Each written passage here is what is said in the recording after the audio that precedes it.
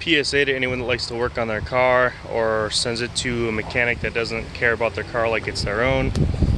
I came into a little issue with the Rabbit. I noticed there's a lot of engine movement with shifting. There's a little bit of noise. Come to find out, the transmission mount bolts were loose. Both of them were, and you could see where the anodized finish is getting ripped off. So I tightened them up.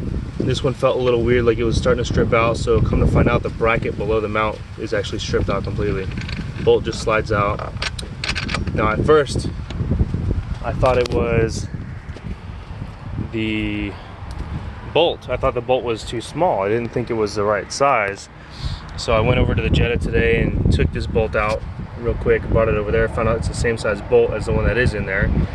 And of course, I just didn't want to undo the one on the opposite side for the Rabbit and just have a transmission drop, so that's why I did that.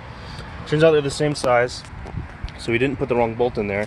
He probably just was rushing it and zipped it in there real quick and cross-threaded it and probably tried to fix it a few times and ended up just destroying the threads. So now I have BSH replacement bushings coming in the mail with new hardware, but it's not going to help me in this situation. I have to replace the shift or the transmission mount bracket.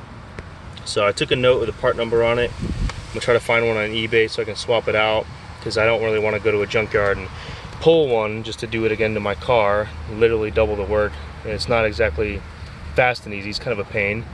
You know, you have to go to the junkyard, pull the wheel off, have someone hold the wheel for you because the car's up in the air. Get the lug nuts off, get the wheel off. Then you'll have to remove the bolts, dog bone mount, drop it down, and undo the bracket from the side. So yeah, that's what I gotta do. So don't cross thread your bolts, don't rush it. Put your hardware where they go together, label them, and don't make this mistake. That's all I got.